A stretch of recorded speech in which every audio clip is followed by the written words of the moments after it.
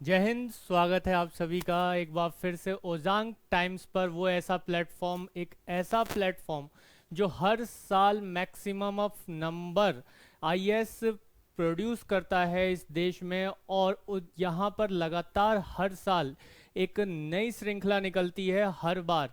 तो इसी चीज़ को देखते हुए हमारा जो ये प्लेटफॉर्म है डेडिकेट है एक करंट अफेयर्स के लिए, जो कि एक ब्रांच है आईएएस एकेडमी, ओजांग आईएएस एकेडमी की ब्रांच को लेकर। तो यहाँ हम लोग बात करेंगे कि जो कंसेप्ट है, जो टॉपिक्स रेगुलर हम लोग देखते हैं, जो न्यूज़ में बनते हैं और हम अच्छे से जानते हैं कि जो एग्ज़ाम्स होते हैं हमारे, उसमें कैसे करंट अफेयर्स को लेकर, चाहे वो वर्ल्ड से रिलेटेड हो, इकोनॉमी से रिलेटेड हो या कॉन्स्टिट्यूशन से रिलेटेड हो, वहाँ से क्वेश्चंस हमारे क्रिएट होते हैं, बनते हैं। तो यहाँ ओजांग टाइम्स पर हम इन्हीं चीज़ों की बात करेंगे। कुछ ऐसे हॉट टॉपिक्स लेंगे जिनको लेकर पूरा विश्व इंस्पायर होता है। जैसा कि एक रिसेंटली अभी न्यूज़ आई जो कि आपके सामने है कि होंडुरास, जो कि एक देश है, होंडुरास, उसने क्या किया है अभी, उसने ताइवान को माना है चीन का भाग। किसका भाग मान लिया है अभी? चीन का भाग मान लिया है। तो अब ये मुसीबत क्या है, ये क्या चीज़ है होंडुरास, ताइवान? ये ताइवान ऐसी कौन सी जगह है जिसको चीन ने अपना भाग माना है, और इसमें भारत की क्या प्रतिक्रिया रही है और भारत का इस पे क्या स्टैंड रहा है? और उसके अलावा चीन के संबंध जिन जिन देशों के साथ रहे हैं, जो भी कंट्रीज के साथ रहे हैं, उसकी क्या एक स्थिति बनी हुई है अभी, उस पर भी बात करेंगे। तो यहाँ पर हमें यही चीज़ देखने को मिलेगी कि बड़ा ही इंटरेस्टिंग टॉपिक है ये अपने आप में। बस आप अंत तक बने रहेंगे और चीज़ों को देखते हैं। तो इसके साथ ही एक इन्फॉर्मेशन और आप लोगों के साथ शेयर करेंगे कि भाई गुरुकुल बैच, जो कि फर्स्ट बैच था, वो अब हाउसफुल हो चुका है। और 3 जुलाई से गुरुकुल बैच का जो सेकंड बैच है वो शुरू हो जाएगा। तो यहाँ पे आप कंसेप्ट देख सकते हो भाई, हिंदी और इंग्लिश में दोनों में है, और केवल 100 छात्रों के लिए है। पहले आओ पहले पाओ के कंसेप्ट पर हमारे फाउंडर सर ओजांग सर ने इसको शुरू किया है। और अपार सफलता, जो फर्स्ट बैच की अपार सफलता रही है, उसके बाद ये सेकंड बैच को शुरू किया गया हमारे फाउंडर सर के द्वारा, एमडी सर के द्वारा। ठीक है, और इसमें हमें सुविधाएं जो हमें मिल रही हैं वो क्या है भाई? क्लासरूम प्रोग्राम है, ये पूरा क्लासरूम प्रोग्राम है, मेंटरशिप है, और होस्ट लाइब्रेरी फैसिलिटीज़ को इसमें दिया जाएगा। तो ओजांग सर के साथ यहाँ पर आपको काउंसलिंग का भी मौका मिलेगा, जो आप कॉल कर सकते हैं इस नंबर पर, जिससे आप ओजांग सर के साथ बात कर सकते हैं, अपनी परेशानियों को शेयर कर सकते हैं, अपनी बातों को, कोई भी जानकारी अगर आपको काउंसलिंग के थ्रू चाहिए कि आपको ज़रूरत है कि आप तैयारी कैसे करें, इसमें सर की राय लेना चाहते हैं, तो यहाँ पर आप कॉल कर सकते हैं काउंसलिंग के लिए। तो गुरुकुल बैच का जो सेकंड पार्ट है वो शुरू हो चुका है। हम इसे कह सकते हैं 2.0 गुरुकुल बैच शुरू होने वाला है। कब से भाई? 3 जुलाई से। तो फटाक से जल्दी से सभी लोग जो है नॉमिनेशन करवा लीजिए, है ना, क्योंकि गुरुकुल एक ऐसी परंपरा, एक ऐसी पद्धति हमारे देश में रही है जिसमें गुरु के सानिध्य में रहकर बड़े बड़े योद्धाओं ने बड़े बड़े युद्ध जीते हैं। तो उसी तरह से जो गुरु हैं, गुरु द्रोणाचार्य के रूप में हम ओजांग सर को देखते हैं, और उन्हीं के सानिध्य में यहाँ पर बड़े बड़े योद्धा अभी तक अपना यूपीएससी का युद्ध जीतते हुए आ रहे हैं और आगे भी जीतेंगे।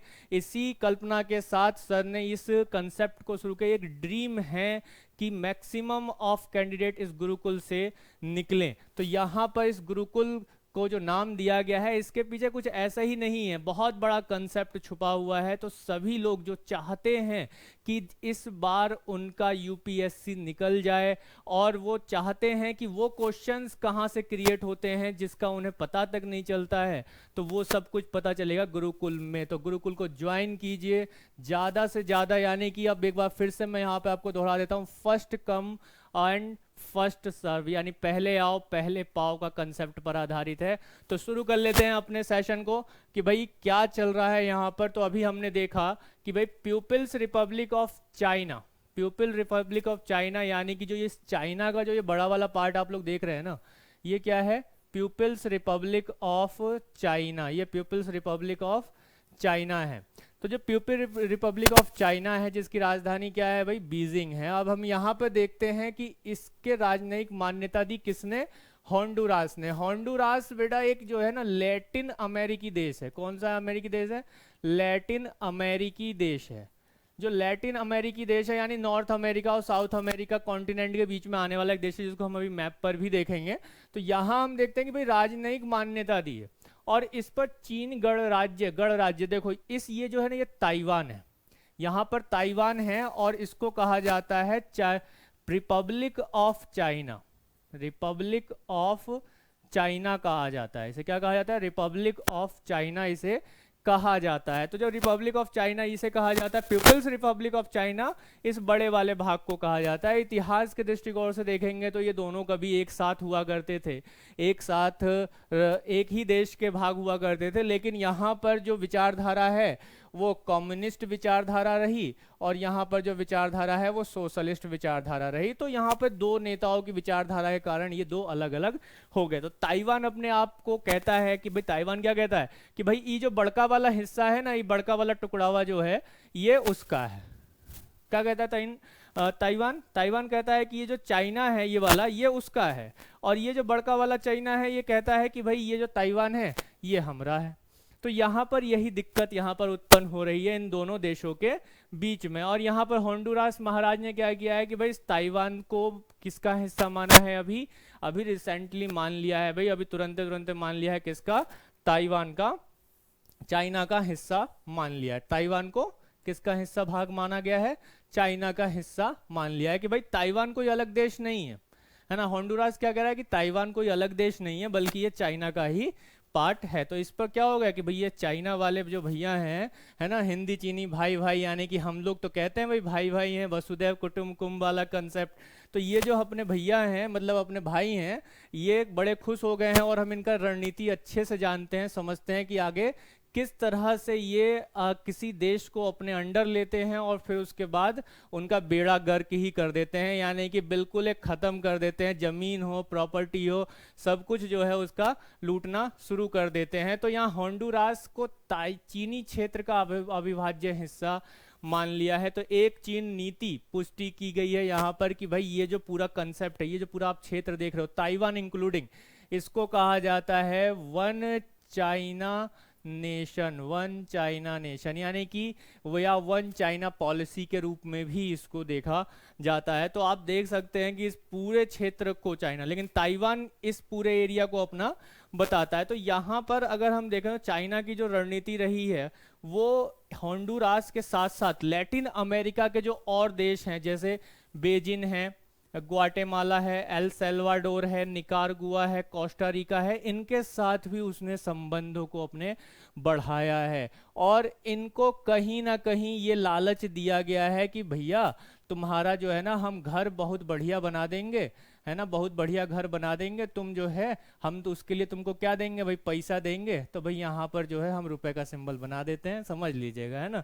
तो पैसा देंगे खूब सारा और तुम्हारा घर बनवा देंगे, तुम्हारे देश को बहुत डेवलप कर देंगे, विकसित कर देंगे, ऐसा लालच ये देता है। और यहाँ पर उसमें जो पैसा लगाता है उसके बदले में ब्याज पर ब्याज लेता है। तो यहाँ ये नॉर्थ अमेरिका है भाई। एक बार अगर आप लोगों को नहीं समझ में आ रहा है कि कहाँ होंडुरास होगा तो अपने मैप मानचित्र पर बड़े आराम से देख सकते हैं, यहाँ नॉर्थ अमेरिका और यहाँ साउथ अमेरिका और यहाँ होंडुरास है। तो चाइना का जो ये कंसेप्ट है, अभी चाइना ने क्या किया यहाँ पर हम देखते हैं कि बीजिंग का इस मामले में क्या कहना है कि उसकी जो ये भागीदारी है वो ट्रेडिशनल प्रॉफिट को लेकर है। किसको लेकर? ट्रेडिशनल प्रॉफिट को और पार्टनरशिप को लेकर बात करता है। ठीक है, किसको करता है? ट्रेडिशनल प्रॉफिट एंड पार्टनरशिप को लेकर बात करता है। लेकिन हमें पता है कि जो इसका ट्रेडिशनल प्रॉफिट है और पार्टनरशिप है वो कितना भयानक होता है। वो अपना जो पड़ोसी देश है बेचारा श्रीलंका, हाँ वही श्रीलंका जो रावण का घर है ना, अपने पड़ोस में है बिल्कुल, है ना, साउथ में है। तो जो रावण का घर है उसको पूरा कंगाल कर दिया। एक बार तो हनुमान जी जाके आग लगा के आ गए थे, है ना। तो बचा कुचा जो था वो ये चाइना जो है इसका श्रीलंका का सब लूट के ले गया। अब यहाँ पे इस देखिए, इस बेड़ी को देखिए, है ना, इस जंजीर को देखिए, क्या दिखा रहा है, क्या दिखा रहा है कि भाई चाइना के नाम का जंजीर इसके पैरों में फंसा हुआ है। ठीक है, क्या लिखा हुआ है, डेप्ट लिखा हुआ है। ये क्या है, डेप्ट है। The Sri Lanka perhaps have realise the Chinese were paying a long game, डेप्ट ट्रैप। क्या कहा गया है इसे, ऋण जाल, ऋण जाल में फंसा दिया। यानी कि क्या कहेगा कि हम तुम्हारे यहाँ बंदरगाह बनाएंगे, चाइना क्या बोलेगा, हम तुम्हारे यहाँ बंदरगाह बनाएंगे, तुम्हारे यहाँ रेलवे को बढ़ावा देंगे, हवाई जहाज के लिए एयरपोर्ट बनवाएंगे, और उसके बदले में आपको वो पैसा देगा। लेकिन वो कोई ऐसे नहीं मदद के रूप में नहीं कि भाई हमने कह दिया कि भाई चलो ठीक है तुम्हारे पास कुछ नहीं है, हम तुम्हारे यहाँ बंदरगाह बनवा देते हैं, पोर्ट बनवा देते हैं। तो ऐसा थोड़ी करता है। वो क्या करता है कि उसको जोड़ता रहता है, जो ना डायरी में अपना लिखता रहता है। क्या लिखता रहता है कि भाई इतना पैसा श्रीलंका के उस दिन दिए थे, इस पर ब्याज कितना % बढ़ गया है, इस पर ब्याज। और उस लेने वाले देश को ये पता ही नहीं चलता है, वो तो बड़ा खुश होता है कि हमारे यहाँ जो है बढ़िया से खूब एक इंफ्रास्ट्रक्चर डेवलप हो रहा है। तो वो क्या करता है, लिखता रहता है अरे इतना % ब्याज हो गया, चलो ब्याज पर ब्याज लगाइए। जैसे गांव का एक साहूकार होता है, ब्याज पर ब्याज लगाता रहता है, वैसे ही। तो ये देखिए कैसे हाथ जोड़ के खड़े हैं बेचारे, है ना, श्रीलंका वाले, कि भाई बस हो गया, ठीक, अब जो है हमें आज़ाद कीजिए। तो यहाँ पर भी भारत का स्टैंड यही रहा है कि बड़े पैमाने पर इंडिया ने श्रीलंका को यहाँ पे मदद करने की कोशिश की है। और यहाँ पर हम इस चीज़ को ध्यान देखते हैं कि जो PRC, people republic of China है, ये इसके जो वादे होते हैं वो अंततः क्या होते हैं, अधूरे ही रह जाते हैं। इसके चक्कर में मत फंसना। ये मोहल्ले का वो व्यक्ति है जो कहता कुछ है और करता कुछ और ही है, ठीक है। तो यहाँ पर आपको वो पैसा देगा क्या कहकर कि भाई मदद कर रहे हैं, लेकिन पूरे मोहल्ले में गा कर आएगा कि उसने तो मेरे से लोन लिया है, उधारी लिया है, उधारी चुका नहीं रहा है। पूरे विश्व में ऐसा कहेगा जाकर। तो यहाँ पर जो अपारदर्शी ऋण और सहायता प्रदान लाभ उठाने के रूप में आर्थिक प्रभाव उस पर डालता है, ऋण ट्रैप में यानी ऋण जाल में फंसा लेता है। तो यहाँ से आप लोग थोड़ा थोड़ा अनुमान लगा सकते हैं कि आगे आने वाले समय में जो लैटिन अमेरिकी देश हैं, कौन भाई, जो लैटिन अमेरिकी देश हैं उनका क्या हाल होगा, क्या हाल होगा भाई, क्या हाल होगा उनका। जो लैटिन अमेरिकी देश है बिल्कुल श्रीलंका जैसा हाल होगा। अभी और भी चलेंगे, एक और देश है उस पर भी बात करेंगे, लेकिन यहाँ पर एक चीज़ मैं आप लोगों को और दिखा देना चाहता हूँ कि जो श्रीलंका का डेप्ट है चाइना और इंडिया को लेकर, वो कितना कितना है। देखिए ये जो नीला वाला रंग आपको दिखा रहा है ना, ये नीला वाला रंग दिखा रहा है इंडिया का, कि इंडिया ने भाई श्रीलंका को इतना लोन दिया है, ऋण दिया है। और अगर ये जो लाल वाला आप देखेंगे किसका है, चाइना का है। तो 2019 आते आते चाइना का एकदम बेड़ा, चाइना ने क्या कर दिया, एकदम से श्रीलंका का खत्म कर दिया। हम्बनटोटा बंदरगाह बनवाया, उसको उसको पर अपना पूरा कब्जा कर लिया, पूरा श्रीलंका पर एक तरीके से कब्जा होने लगा। तो यहाँ पे जो फॉरेन डेप्ट है, जो कुल विदेशी ऋण का इंडिया का देखिए कितना कम है, कहाँ पर, श्रीलंका को जो हमने दिया है। और हमारी तरफ से दबाव भी नहीं रहता है, ठीक है भैया जब होगा तो दे देना, है ना। पुराने आदमी हो, अपने पड़ोसी हो, युद्ध भी हुआ था, हमारे राम जी तुम्हारे यहाँ गए थे, तो भाई उसके थोड़ा सा रहे वहे थे वहाँ आसपास, तो चलो उसका ही खर्चा मान के थोड़ा रख लो, लेकिन लौटा देना जब होगा तब लौटा देना। लेकिन ये चाइना क्या करता है, चाइना क्या करता है, चाइना जो करता है ना वो ये करता है। अब क्या करेगा वो, आपका जो पूरा प्रॉपर्टी है ना, पूरा जो देश है, संपत्ति है उस देश की, उसका दोहन करना शुरू कर देगा, उसको लूटना शुरू कर देगा। कर देगा या नहीं कर देगा, बहुत ही सरल तरीके से। और यहाँ हमें बड़े ही आसान तरीके से दिख जा रहा है कि कैसे चाइना की नीति काम करती है। लेकिन फिर भी कुछ जो ढीठ लोग होता है ना, मतलब कि बुद्धि का क्या कहते हैं कि कहाँ होगा पता नहीं, इतना सब एग्जाम्पल देखता है फिर भी काम वही करता है। यानी कुछ लोग ऐसा होता है जिनको गड्ढा में गिरे बगैर जो है ना, वो उनको आनंद ही नहीं आता है। उनको मजा आता है कि जो सांप पहले जा रहा था वो गड्ढा में गिर गया है तो हम बच के चले रास्ता से, लेकिन नहीं, उनको गिर के ही पता करना है कि उसका गहराई कितना है। तो ऐसे ही होंडुरास का भी काम चल रहा है। तो इसी तरीके से एक और अपना पड़ोसी देश है भैया, इसको तो जानते ही हैं आप सभी लोग, है ना। ये तो बहुत एक गजब का अपना पड़ोसी देश है। यहाँ इन्फ्लेशन रेट अभी आप देखेंगे अगर इकोनॉमी में, तो श्रीलंका के पीछे छोड़ दिया है, 36.5% के आसपास यहाँ महंगाई दर पहुंच गया है। और ये देख रहे हैं CPEC, China Pakistan economic corridor डेप्ट, यानी कि अगर आप इसको देखेंगे तो ये रास्ता बनाया है, ये चाइना एगो रास्ता बनाया है। कौन नीति के अंतर्गत? इसका एक नीति चलता है, वन बेल्ट वन रोड।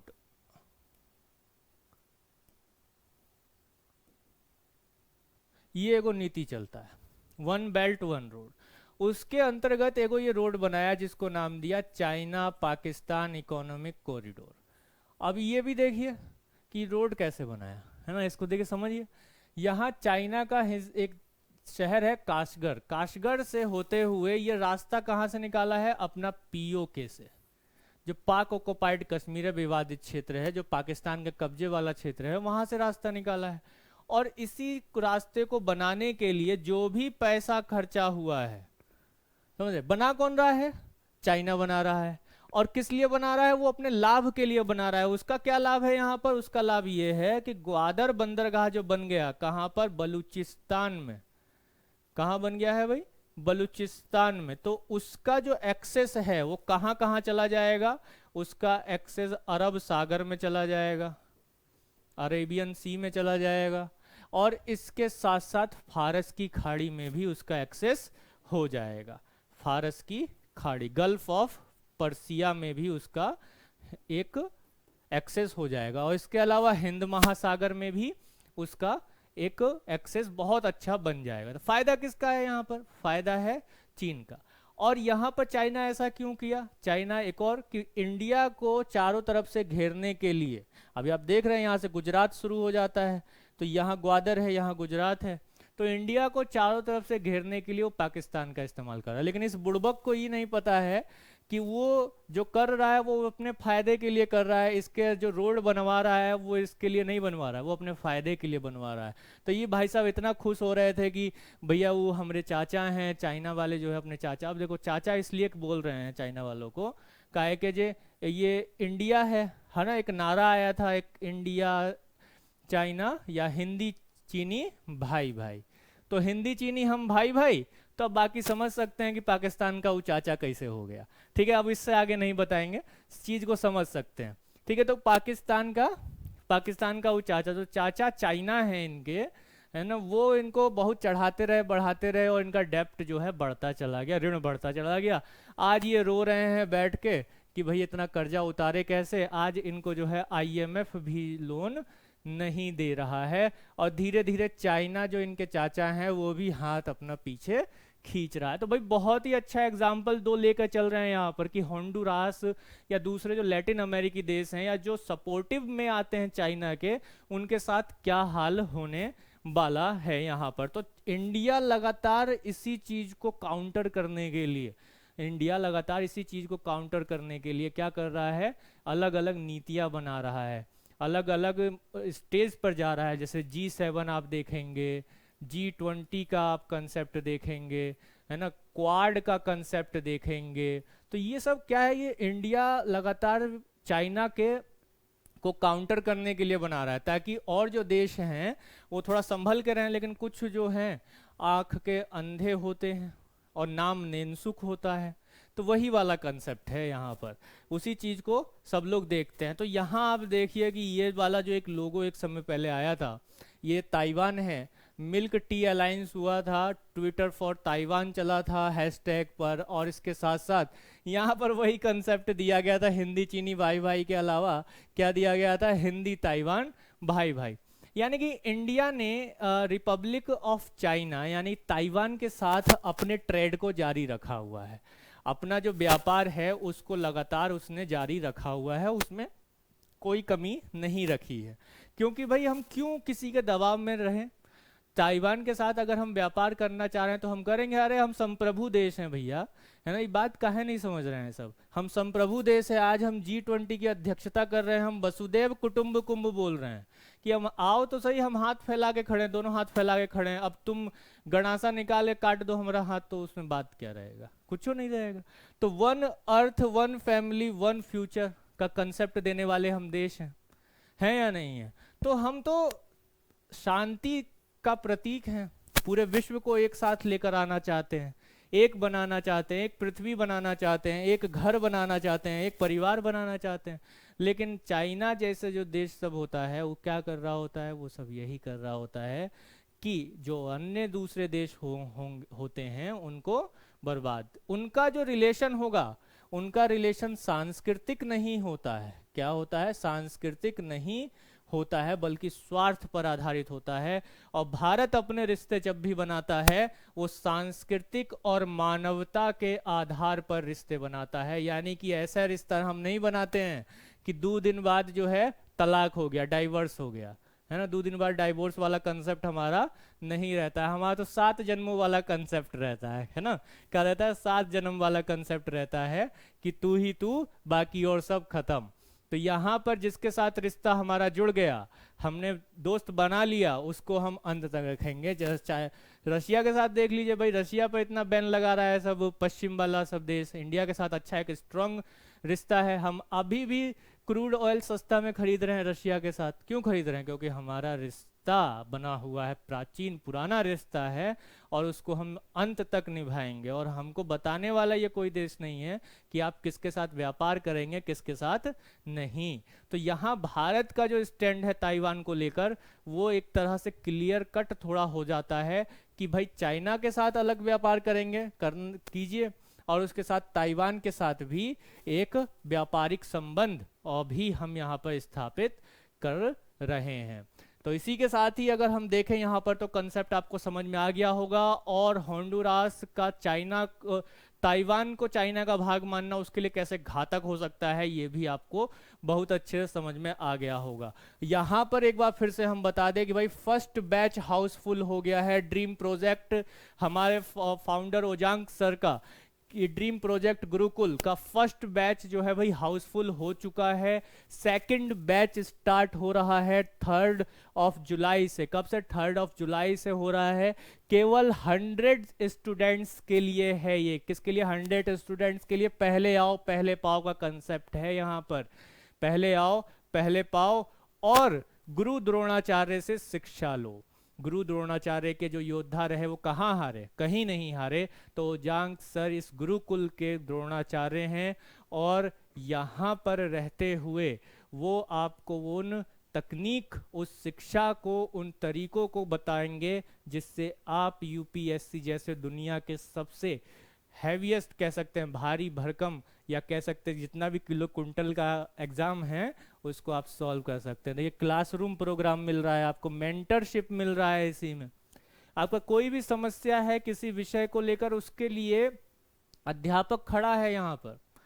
ऐसा अभ्यास क्षेत्र आपके लिए बनाया जा रहा है यहाँ पर, ऐसा अभ्यास क्षेत्र कि आप जब कुरुक्षेत्र में जाएंगे तो धमाल मचा देंगे। और लाइब्रेरी की सुविधा है आपको। ओजांग सर सीधे यहाँ पर आपको काउंसलिंग दे रहे हैं, और कॉल कर दीजिए यहाँ पे अगर काउंसलिंग चाहिए ओजांग सर के साथ। और ये रहा नंबर, बिल्कुल साफ साफ आपको दिखाई दे रहा है यहाँ नंबर। और यहाँ आप पीछे पिक्चर में भी देख सकते हैं, फोटो में भी देख सकते हैं कि कैसे पूरा बैच फुल हो चुका है। और यहाँ हमारे द्रोणाचार्य गुरु जी जो हैं ओजांग सर, वो कैसे शिक्षा दे रहे हैं, तकनीक बता रहे हैं कि कैसे आपको कुरुक्षेत्र में उतरना है और युद्ध को जीतना है। तो चलिए मिलते हैं फिर अगली क्लास में एक नए अच्छे मजेदार दमदार टॉपिक के साथ। ओजांग टाइम्स के साथ बने रहिए अंत तक, और इसी के साथ ही शेयर कर दीजिए सेशन को। आपको अच्छा लगा है तो लाइक जरूर करें। जो पहली बार चैनल पर आए हैं, सब्सक्राइब और बेल आइकन को प्रेस करना ना भूलें, ताकि अगली नोटिफिकेशन आप तक सबसे पहले पहुंच सके। तो मिलते हैं अगले सेशन में अगले टॉपिक में, तब तक के लिए जय हिंद।